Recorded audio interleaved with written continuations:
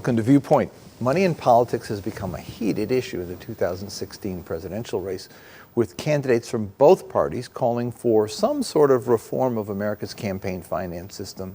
How pervasive a problem is it, and what can be done about it? Joining me to help answer some of the questions is Michael Isikoff. He's chief investigative correspondent at Yahoo News and a former national investigative correspondent for NBC News. He's written extensively on numerous national news stories and is the author of 2 books, Hubris, the Inside Story of Spin Scandal and the Selling of the Iraq War, and Uncovering Clinton, a Reporter's Story. Thanks for joining us, Michael. Good to be with you. Citizens United. I want to talk a bit about that, but first let's hear President Obama in his first State of the Union speaking to the issue as he addressed Congress. Last week, the Supreme Court reversed a century of law that I believe will open the floodgates for special interests, including foreign corporations, to spend without limit in our elections.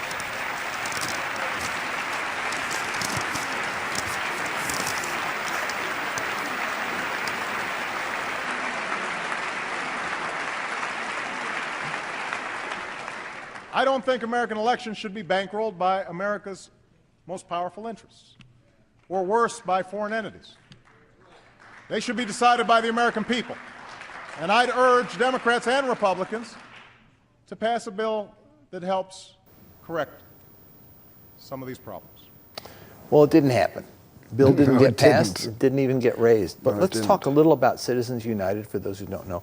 Exactly what did the decision do? What did it undo from what had been campaign finance before? Actually, you know, this had been a trend in a number of Supreme Court decisions that were basically undermining the original principle of limitations on how much an individual could give. That was part of the McCain-Feingold. Well, they actually go back even further to the post-Watergate era, but McCain-Feingold sought to ban so-called soft money, which was unlimited contributions to the political parties.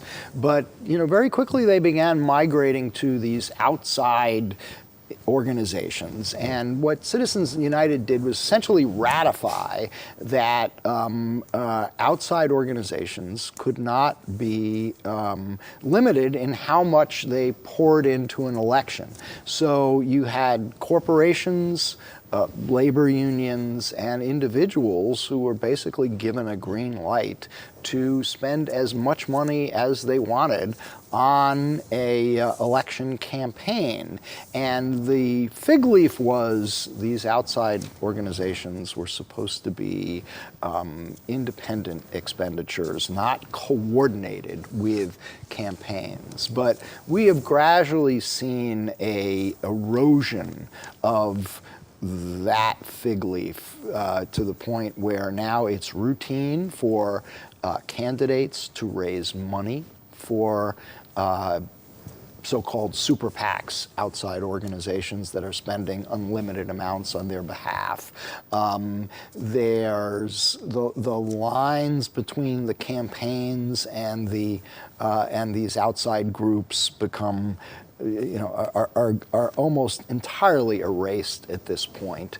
So much so that the super PACs themselves are identified with the particular candidates they're of course. supporting. And you have now a handful of a relatively small number of very wealthy individuals who essentially create their own super PACs on behalf of their favored candidates, who they work and talk to on a regular basis. So just to give you an example, I pulled a few.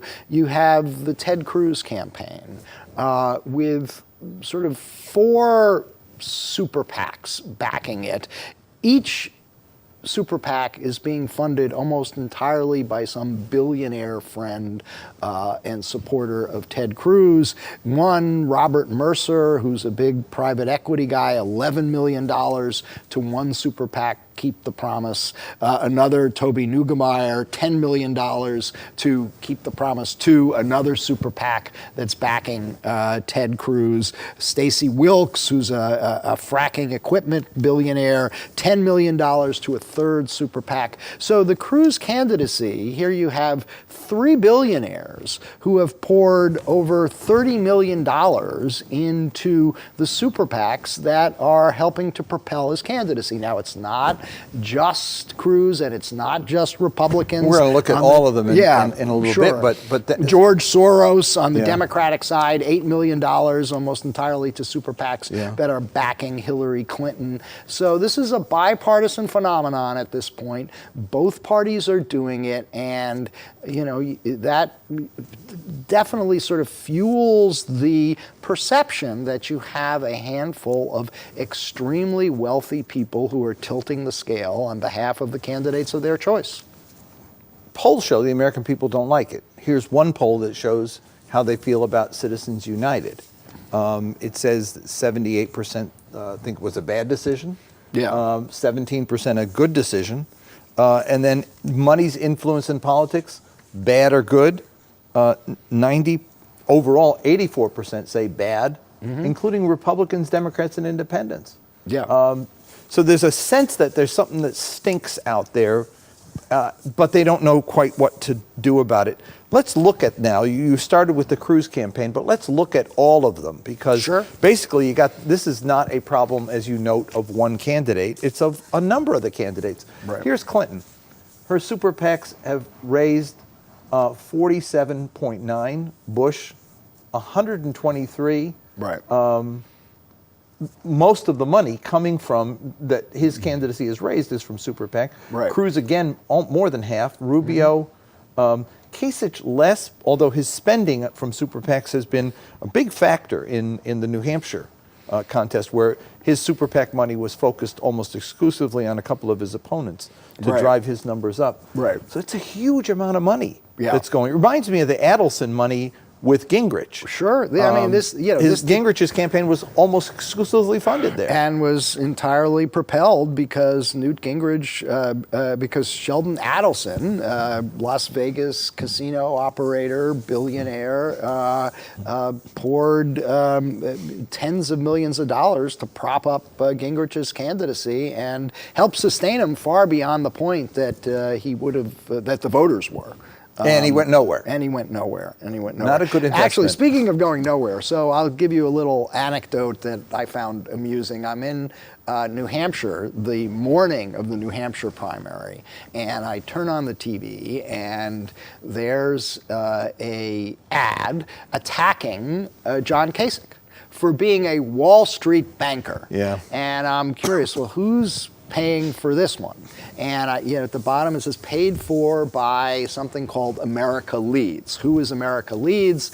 I look it up. It's the super PAC that was backing Chris Christie, because at the time Christie thought Kasich was the establishment lane guy who he had to knock out so he could become that person. So who's funding America Leads? I look it up, and I see, to my astonishment, Steve Cohen, who is, Wall Street hedge fund billionaire extraordinaire, had been under investigation for years by the FBI for insider trading. Actually, his firm, which had to go out of business because they paid a multi-million-dollar fine to settle that case, was the prime bankroller of the ad, the super PAC ad attacking Kasich. So you had, this was super rich with irony, Wall Street hedge fund billionaire bankrolling an ad attacking Kasich for being a Wall Street banker. It just shows that in this super PAC world, anything goes, and a small number of people, Steve Cohen and his wife, put something like $4 million into that super PAC for Chris Christie. So consistency and moral integrity have nothing to do with this game. But it shows you how a small number of very wealthy people can try to influence our elections. And so let's look at some of the super PACs. We Sure. did there's 4 of them we have up. Yeah. The Right to Rise Bush one, Right. raised 118 and spent Right. 84.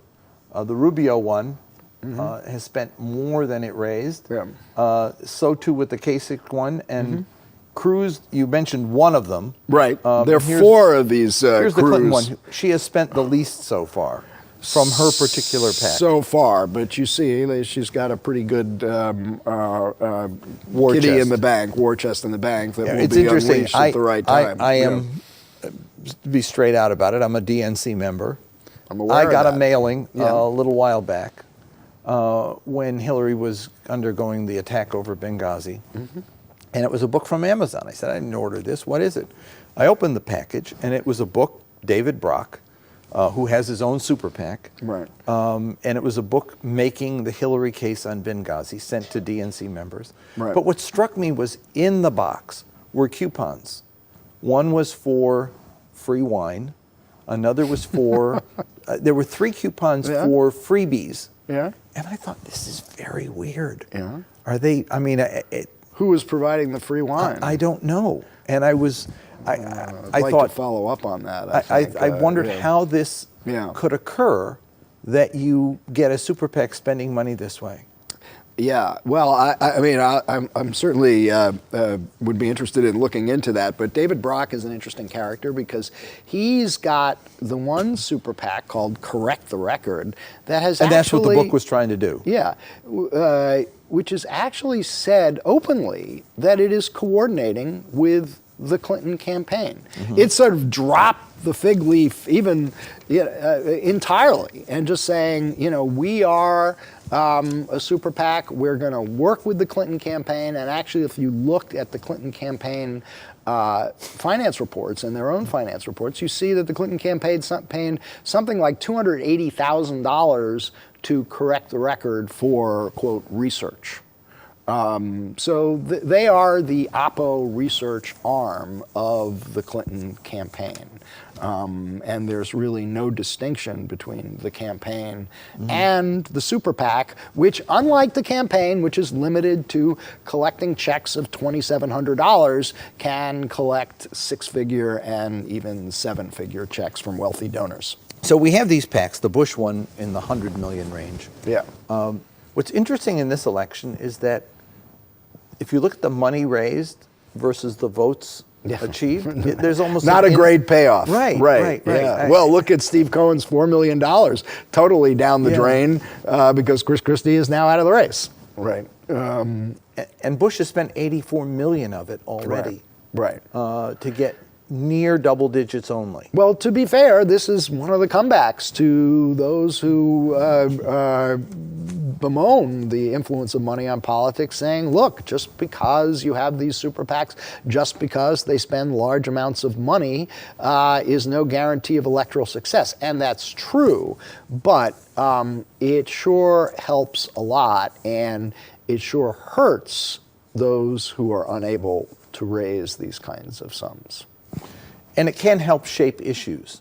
It can help put absolutely. issues on the agenda. Yeah, absolutely. Let's look at some of I mean, big money isn't only the super PACs. It's also, as you noted, the billionaires who can spend unlimited amounts of money. Right. And also the lobbyists who can bundle. Right. Talk to me a little about that, because that's another issue here of a way that big money plays a role. Right. And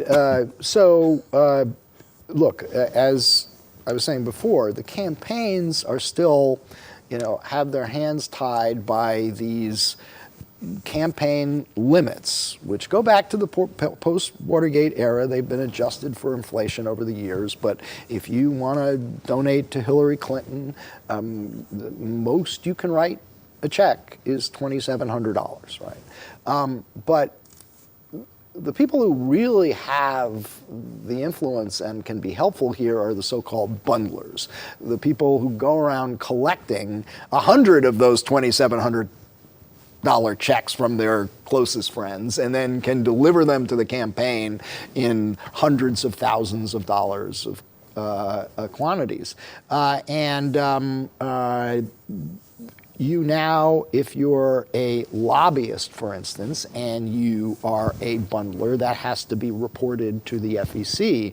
So there are these lobbyist bundler reports, and one of the things I think is striking is the Clinton campaign, because this has become an issue with Bernie Sanders, who's running against the billionaire class and the role of special interests and the role of big money in politics. The Clinton campaign has been collecting checks from bundlers who lobby for big Wall Street banks like Goldman Sachs and Citibank and Morgan Stanley, for big pharmaceutical companies, pharma, private equity companies, the fossil fuel lobby, all these special interests that Hillary Clinton says she's going to stand up against.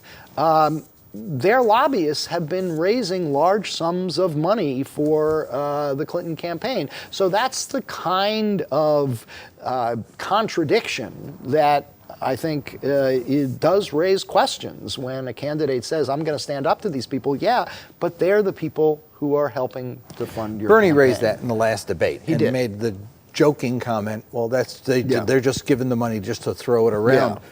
But there is a direct impact. I mean, William Greider in his book, Who Will Tell the People, notes the impact on the banking system, on pharmaceutical regulation, on regulations of all sorts in the industry. And for those of us in the Arab community, there's the question of how Israel gets treated in Congress.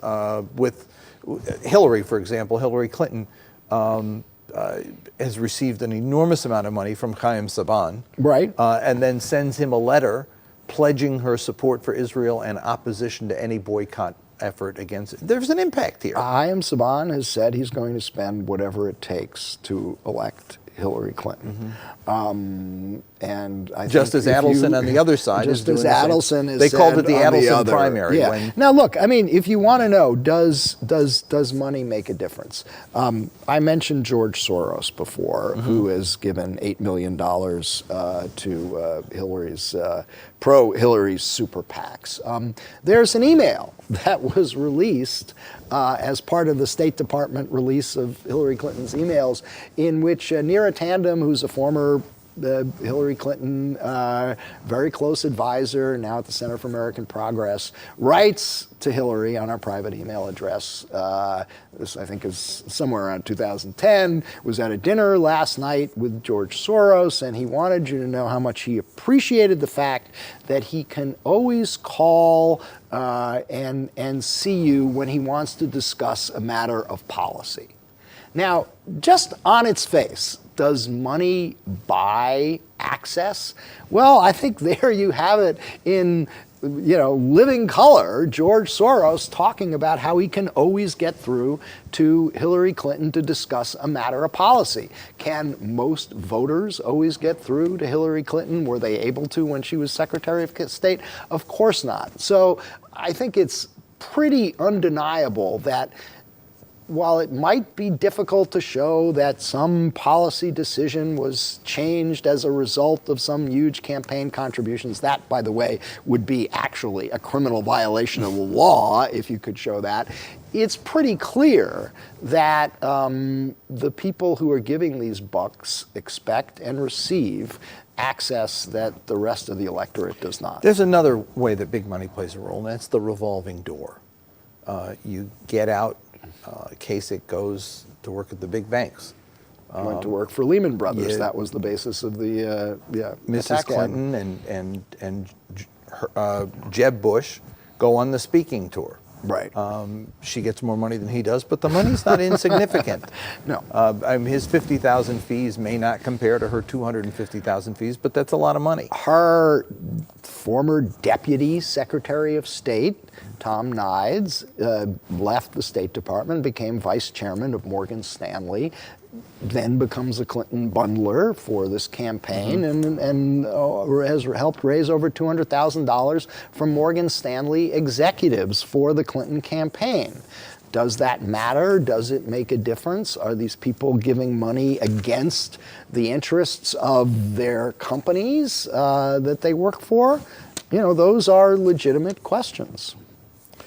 there's a final way that big money plays a role, and that is billionaires themselves running for office. And it's not just Donald Trump. We've got, I mean, it's actually become a situation where in the U.S. Senate,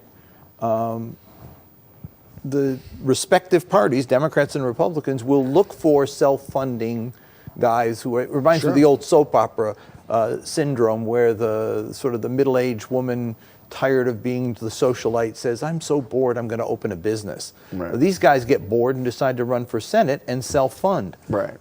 This is now becoming what you do for the president. Right. Well, I mean, you Trump self-fund. is the premier example. And, you know, I got to say, I mean, remember, this isn't the Ross first time. Perot predated him. Right. Ross Perot predated him. You know, Trump has talked about it for years. I remember back in, 2011, he was talking about running in 2012.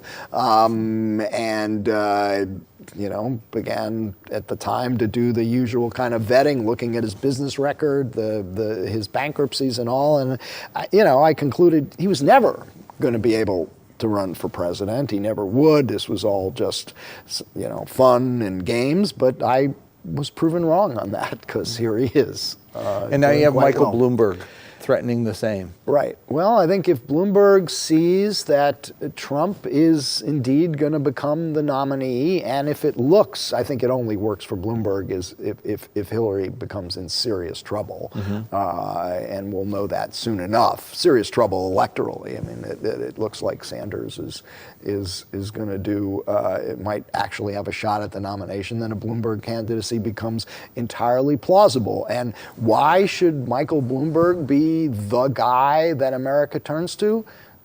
The only reason is he's a billionaire and can pay for it himself.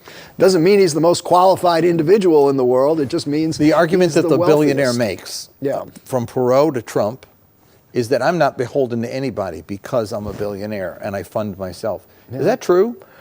Well, I mean, there's a point there that, you can, if you're a Bloomberg or a Trump, you can afford to thumb your noses at a lot of people who you might not be able to if you needed their money. But it still come back to the question, does that mean that these people are necessarily the most qualified to be president, or the people we should be looking for to solve our national problems? I mean, that's a legitimate then there's the way question. That Trump sort of, in a sense, gets hung on his own petard by the record he has of buying politicians before he was in office. Right. And now having all of a sudden gone through this conversion of I can't be bought. I buy people. I can't be bought. Well, look, the contradictions of Donald Trump, we could write volumes on that. Talk about Bernie Sanders. It's a very interesting phenomenon, because even in the Obama case of 2008,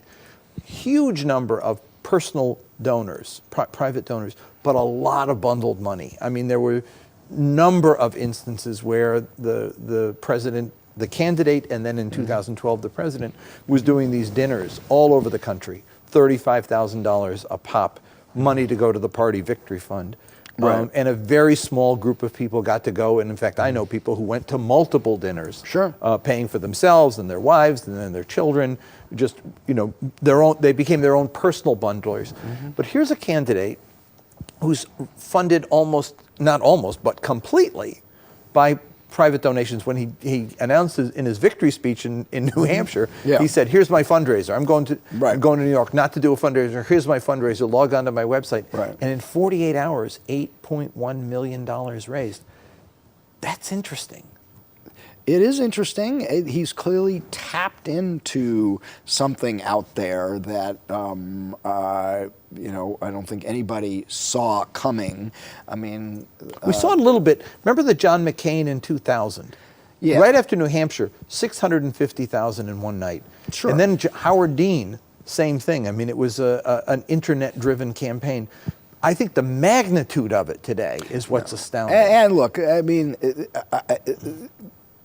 I think if 2 or 3 years ago somebody had tried to tell either one of us that Bernie Sanders was going to be a credible candidate for a presidential nomination, we would have laughed at them. I mean, he is an avowed socialist. His roots go back, he ran on Socialist Workers' Party tickets in years past.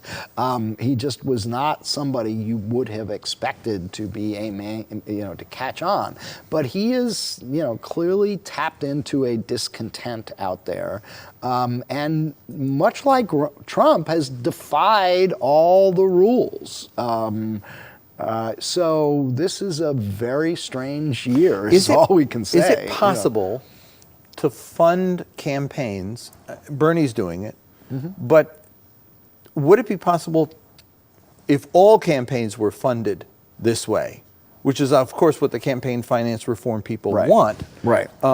In effect, you'd have to win 2 votes. You'd have to win the money vote, which is truly a money vote, small contributions from a whole lot of people, and then the actual vote, as opposed to it only works. 10 million in a PAC competing with somebody who's raising money from small donors. It only works if the Supreme Court overturns Citizens United, because as we've discovered, these campaign limits, which, as I said before, go back to the days, of right after Watergate, are increasingly meaningless when people can write. I always thought one of the more bizarre, things is you have downtown Washington, the Federal Elections Commission, which reviews campaign finance reports to see that everybody's dotted the I and crossed the T on their donations of anywhere from $100 to up to $2,700, and you have to put down who your employer and your address and all that, and there are auditors who are checking all that. And meanwhile, people are writing $10 million checks, $11 million checks, entirely unregulated by the FEC. So what is the point, you might ask, of I-speccing those $100 donations, which the FEC does, when people can write these 7 or 8 figure checks? It's pretty Other than the Supreme Court, is there a political will? We look at the polls. The American public says they're fed up with it. They don't like it. Right. But then Donald Trump wins a primary. Is it the issue that voters are prepared to cast their ballots on? Is it a priority? Yeah, how what high makes a priority? it a priority? Yeah, I think, and I've thought this for some time, that until we have a real scandal of Watergate-type proportions, it's probably not going to move the needle. Now, look, we are going to get, at some point, a new Supreme Court justice who's going to replace Scalia. That could tip the scale. Citizens United was a 5-4 decision. If an Obama nominee replaces Scalia and gets confirmed, there's a shot that Citizens United could be reversed. I noticed that Bernie Sanders, right off the bat after Scalia's death, said, if I'm elected, I will appoint somebody who will overturn Citizens United. He's made it a litmus test. I haven't heard that from Hillary Clinton yet, because it's somewhat taboo to impose litmus tests on who your Supreme Court pick is. But I thought it was interesting that for Bernie Sanders, at least, this was a litmus test. Because it occurs to me that they do that. The Supreme Court does that. Say they do it. Yeah. You still have to have legislation that creates a new finance system. And the question is, can the people who are funded by big money write laws that get rid of the role of big money? And as long as there's big money there, like water, isn't it going to find its way in? That has been the argument against campaign, restrictions from the get-go, and that's true. But you can make it harder. Yeah. Listen, it's a fascinating discussion, and it doesn't get. It's not going to go away. It's not going to go away. Thank you so much for joining us. Sure. There's plenty more to talk about, and I hope we'll get a chance to do it later in the year. Anytime. It's all the time we've got for now. For more information, you can follow us on Twitter at AAIUSA, or you can check out our website at aaiusa.org. Thanks for watching, and I'll see you next week on Viewpoint.